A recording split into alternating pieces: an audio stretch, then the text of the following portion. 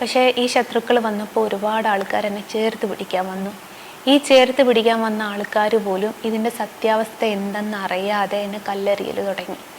അപ്പോൾ എനിക്ക് എല്ലാ വഴിയും അടഞ്ഞപ്പം ഇതിൻ്റെ സത്യാവസ്ഥ എന്ന് പറയുന്നൊരു സംഭവം പുറത്ത് വരണമല്ലോ. അപ്പോൾ എൻ്റെ മുമ്പിൽ വന്ന ഒരേ ഒരു വഴി എന്ന് വെച്ചാൽ എൻ്റെ മരണമായിരുന്നു.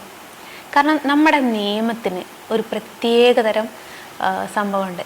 എന്താ വെച്ചാൽ ജീവിച്ച് ഇരിക്കുമ്പോൾ കിട്ടാത്ത നീതി നമുക്ക് മരിച്ചു കഴിഞ്ഞാൽ കിട്ടും. നിങ്ങളൊന്ന് ചിന്തിച്ച് നോക്ക്, എത്ര ആൾക്കാർ ആത്മഹത്യ ചെയ്തിട്ടുണ്ട്. അപ്പോൾ ഈ ആത്മഹത്യ ചെയ്യുന്നതിന് മുമ്പ് ഇവരെ ഒന്ന് കേൾക്കാൻ, ആ മരിക്കാൻ പോകുന്നതിന് മുമ്പ് അവർക്ക് പറയാൻ ഒരൊറ്റ കഥ ഉണ്ടാവുള്ളൂ. ആ കഥ കേൾക്കാനും വിശ്വസിക്കാനും ഒരാൾ മതി. അവർ ആ ആത്മഹത്യയിൽ നിന്ന് പിന്മാറുകയായിരുന്നു. എന്നെപ്പോലെ ആ കഥ വിശ്വസിക്കാനും കേൾക്കാനും ആരും ഇല്ലാതായി പോയതുകൊണ്ടാണ് അവരൊക്കെ ആത്മഹത്യ ചെയ്തത്. അപ്പോൾ എനിക്കും അതേ ഉള്ളൂ. എനിക്ക് ഇതിൻ്റെ സത്യാവസ്ഥ ജീവൻ കൊടുത്തിട്ടാണ് ഞാൻ സത്യാവസ്ഥ പുറത്ത് കൊണ്ടുവരാൻ ശ്രമിച്ചത്.